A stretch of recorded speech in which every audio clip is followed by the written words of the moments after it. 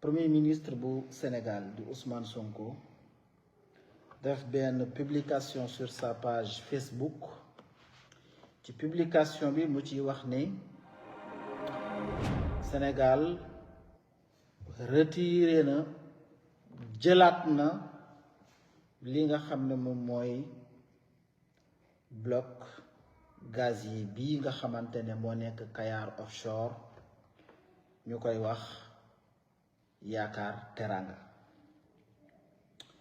Sénégalais yu bari rafetlu ko mu def tole comme ni mu yàgg di amee à chaque fois que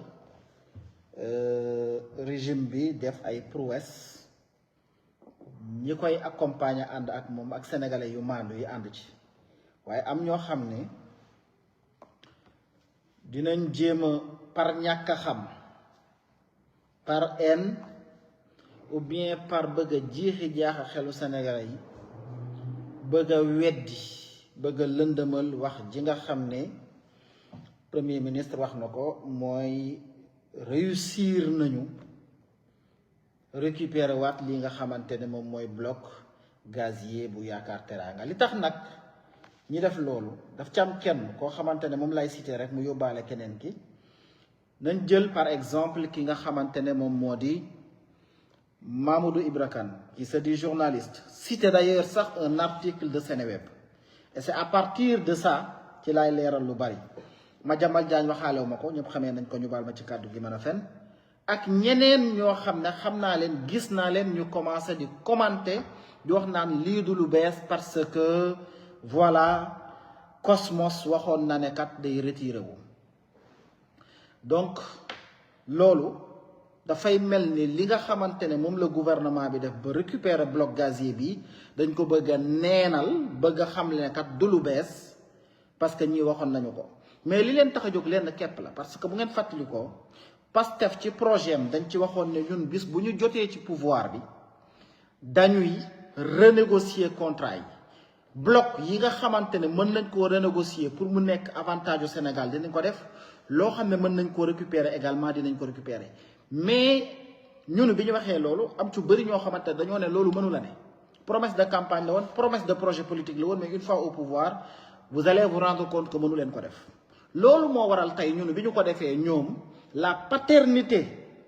de ça ñu bëgg koo nangu delloo ko ki nga xamante ne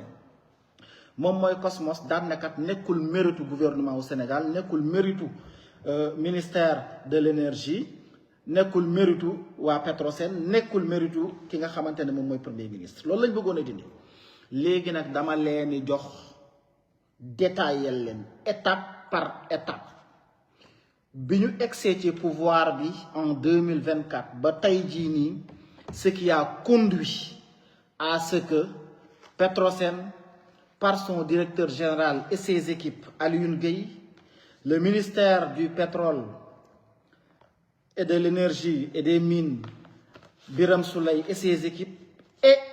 la commission de renégociation des contrats dirigée par El Hadj Ibrahima Diouf bi logé Primature et leurs équipes ils sont arrivés à renégocier pousse ba nga xamante ne tey jii nii jot nañ ci bloc gazier Yaakaar Teranga détail yooyu laa leen bëgg a jox mbokk yi nañ ma déglu bu baax a baax ba ma bëgg lii buñ paree ngeen xam ne ñoom ñoo ñu doon wax muy Mamadou Ibra Kane ak kii nga xamante ne moom mooy Madiambal Diagne li ñuy wax yëpp ngeen baal ma ay kàcc la te dinaa leen ci jox ay prouesse dañoo arrivé au pouvoir en 2024 ci 2024 boobu ci la ñu nommé directeur général bu bees ca Petrosen su ma juumalee mai wala juin 2024 moom Alioune Gueye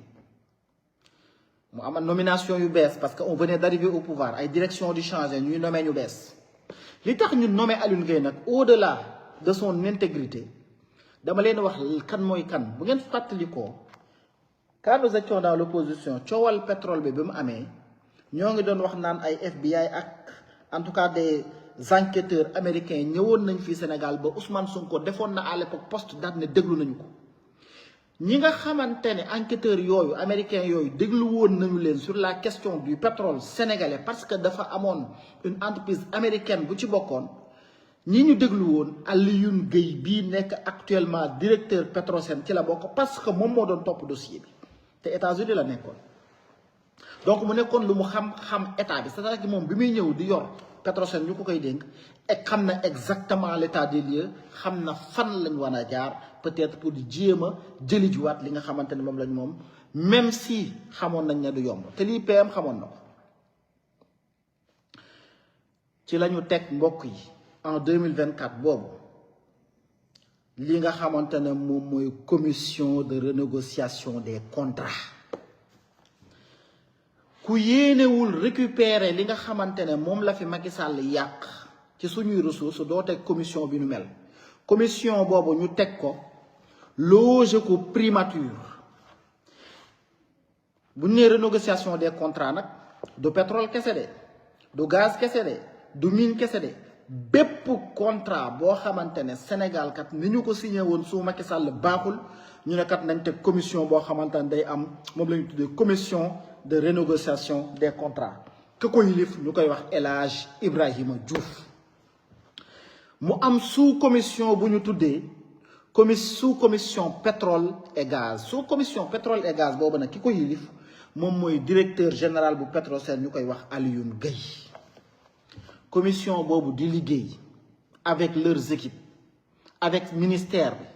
di liggéey ba am une conclusion boo xamante ne moom la ñu tënk dem jébbal ko ki nga xamante ne moom mooy premier ministre ci conclusion boobu nag commission bi dafa am ci lenn loo xam ne daf ci liggéey moom mooy bloc yaakaar teraanga bu Kayar offshore loolu commission pétrole et gaz dañ cee liggéey topp bloc boobu ba def ci conclusion soumettre ko ki nga xamante ne moom mooy premier ministre bu Sénégal ci conclusion yi ñu ci defoon dañoo ne dañuy reprendre bloc yaakaar teraanga ñu defoon ci ñaari option minimum ñaari option yooyu bokk na ci benn ñu def retrait à l'amiable comme ni ko BP defee woon parce que bu leen fàtte ne bloc yaakaar teraanga bi BP yoroon na ko daat koy bàyyi Cosmos jëlaat ko léegi nag ñu ne donc dañ koy retirer ci loxoy Cosmos defee ko à l'amiable comme ni BP joxe woon li nga xamante ne moom mooy bloc bi boobooy première option deuxième option ñu ne ñu récupérer seen licence par force car lan moo tax ñu ne par force ñu ne parce que dañoo jàpp ne kat kii nga xamante ne moom mooy Cosmos respecté wul li nga xamante ne moom mooy engagement yi mu jële woon notamment lii nga xamante ne moom mooy FID bi respecté wu ko kon am na engagement bu mu respecté wul ñu ne sur la base du non respect de cet engagement dañuy récupérer li nga xamante ne moom mooy licence su bloc yaakaar teraanga bi ñu coow li amee naturellement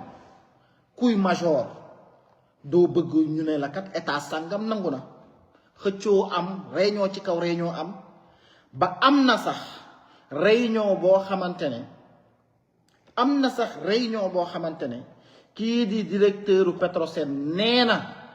waa kilifa PDG wu Cosmos ne ko yéen même BP bi muy dem sax affaire bi ñu leen koy jox am na ay redevance yu ngeen ci jot mu weddi ko mu ne ko dem leen xool seen état financier yo ma nga ca kon mbir mi mësta yomb te ku xam également enjeu bi nga xamante ne moo nekk ci bloc bii nga xamante ne mooy yaakaar teraanga amul benn major ci àddina boo xamante ne di nga ko yor ñu bàyyi laak sa buumi nafs nga ne da ngay xëy retiré wu mënta ne léegi nag bi nga xamante ne tegal nañ leen condition yu metti ñoom ci lañ ne dañuy accepté nañu ne dañuy retiré d'ailleurs bi nga xamante ne Cosmos ñi ngi def ñoom ci seen bopp seen communiqué di wax ne kat dañuy retiré wu ci li nga xamante ne mooy bloc yaakaar teraanga bi effectivement ñoom ñoo njëkk a def communiqué waaye dinaa leen wax lan moo tax ñoom ñu njëkk a def communiqué et ci seen communiqué bi sax feeñal nañ ci lii may bëgg a wax nii bi nga xamante ne moom ala kulli xaal dañuy dem Sénégal day retiré lii nga xamante ne moom mooy bloc yaakaar teraanga licence bi da koy récupérer téyaatal ko boppam waa Cosmos dañoo ne ñun ay major lañ nous sommes inscrits en bourse dañoo am ay actions yoo xam ne ñu ngi en bourse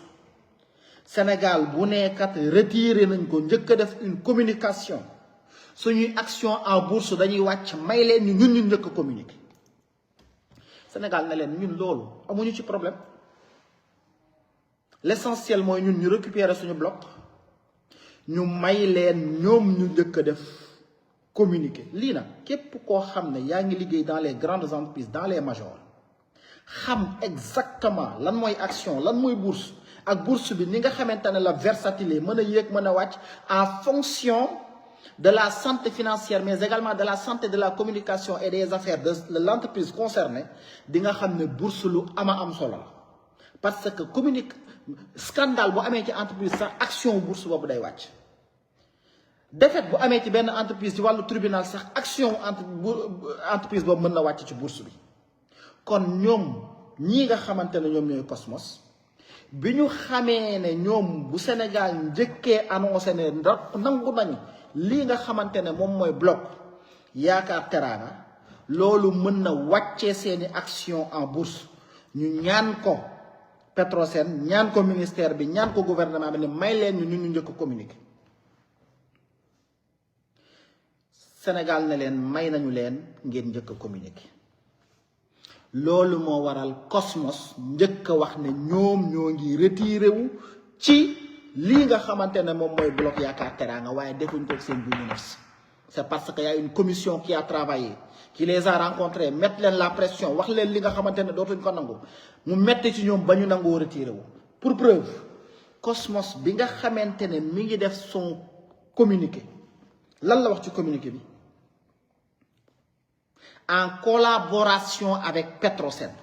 en collaboration dem leen xool bu ngeen paree ci live bi poste bi nga xamante ne Mamadou Ibra Kane def na ko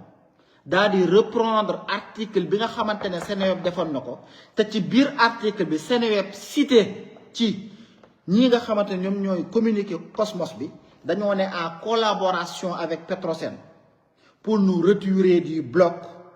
car n'ayant pas réussi à trouver un partenaire loolu lañ wax en collaboration parce que Sénégal dafa am lu leen teg ay conditions yu métti lu ñu wax car n'ayant pas réussi à trouver un partenaire adéquat ni à convenir d'un concept de développement commercial attractif avec le gouvernement sénégalais attractif pour ñoom mais pas pour le gouvernement sénégalais ne leen lii duñu ko nangu li tax ñu ne leen duñu ko nangu nag tegal leen yooyu moo tax ñii nga xamante ne ñoom ñooy waa Cosmos daal di retiré wu ci li nga xamante ne moom mooy bloc Yaakaar Teraanga allez encore relire dem leen lu xooli ji communiqué bi nga xamante ne Cosmos def na ko bi muy annoncé ne mi ngi retiré wu ci bloc Yaakaar Teraanga neewul retiré wu naa dem de déedéet daane en collaboration avec Petrosen mbokk yi en collaboration mooy lan ba ñu déggoo am suñu digganteeg Petrosen parce que boobu Petrosen moo ne leen may nañ leen ngeen njëkk def communiqué bi parce que ñun amuñu intérêt benn di daaneel seen bourse wala di yëkkatil seen bourse seen action en bourse li ñu ëppal solo rek mooy ñu récupérer li nga xamante ne moom mooy suñu moomeel lii moo tax mbokk yi ci lu gàtt te leer li tax ñii di Cosmos njëkk a communiquer sur le retrait ci lii nga xamante ne moom mooy bloc Yaakaar Teraanga waay yaa xayti koo xamante ne tey yéen a ngi liggéey te mën ngeen a liggéeyaat on sait jamais bu nee kat nangu naa dem waaye may leen ma kat sa man ba bañ cee ñaaw parce que entreprise la boo xamante ne un peu partout dans le monde maa ngi fay liggéey sama der bañ cee ñaaw ñu ne kat maa dem au lieu que ñu naan yéen a ma fi dàq wala yéen a ma fi jëlee may leen ma loolu ñu ne ko may nañ leen ko loolu mooy li fi ne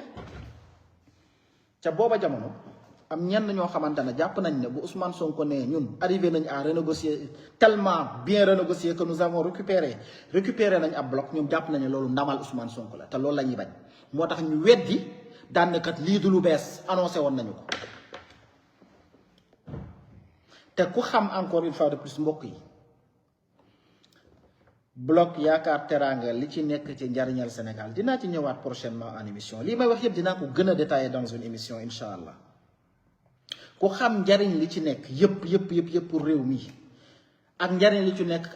ci bépp entreprise boo xamante ne tey woon nga ko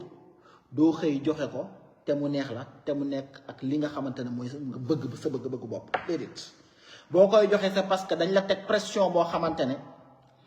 méngoowul ak yow li nga bëggoon ak li nga doon xaar état boobu am fulla tax ñu ne dañ koy récupérer loolu mooy li nga xam ne mooy li ci ne commission de renégociation des contrats en 2024 sous commission pétrole et gaz dirigée par Alioune Gueye ñooñu du liggéey def seen conclusion remettre ko premier ministre ci conclusion boobu dañoo waxoon retrait à l'amiable wala ñu récupérer li nga xamante ne moom mooy seen licence par force parce que kat Cosmos respecté wul li nga xamante ne moom mooy FID bi ci loolu ñoom bi nga xamante ne métti na ci ñoom waa Cosmos ci lañ nangoo génn waaye dañoo ne kat lenn ñoo ngi leen di ñaan bu ñu bàyyi leen ñu njëkk a wax ne génn nañu ndax moo gën a rafet ci suñu image moo gën a rafet ci suñu der mbokk yi lii lañ waxoon ne dinañ leen ko leeral parce que bu ngeen seetloo réew mi wax fi loo xamante ne du dëgg daf fi yomb lool te daf fi bëri ñoo xamante ne dañ koy def notamment ñi nga xam ne dañoo contre Pastef quelle que soit notre prouesse ci action gouvernementale dañuy bañ d'ailleurs ci action gouvernementale boobu am na ci yu bëri yoo xamante ne gouvernement ba nga koy def xëy na communication bi mi ngi ciy liggéey bu am solo bu gënee ñoŋ rek dana gën a baax waaye daal liñ leen mën a xamal te mu wér te nga xamante ne amul sikki sàkk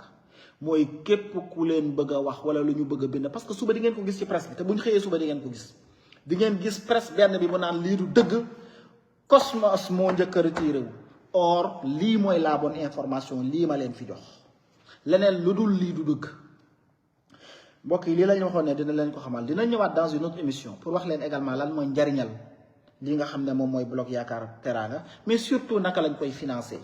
parce que yaa ngi dégg narkat boobu di Madiambal Diagne ne assurément Sénégal amul mënta am xaalis bi nga xam ne mooy financer exploitation bloc Yaakaar Teraanga ñoom ñaanuñu yàlla Ousmane Sonko wala Pastef wala sa gouvernement am la possibilité de trouver li nga xamante ne mooy financement bi tax ñu gérer bloc Yaakaar Teraanga bëgguñu ko te loolu bu ko amee Sénégal industrialisé wu te Sénégal leen donc moo ko industrialisé wu mooy am une accessibilité ci li nga xamante ne moom mooy énergie bu yomb maanaam courant bu yomb te bloc bi bu ñu koy am di régler loolu suñ loolu à jamais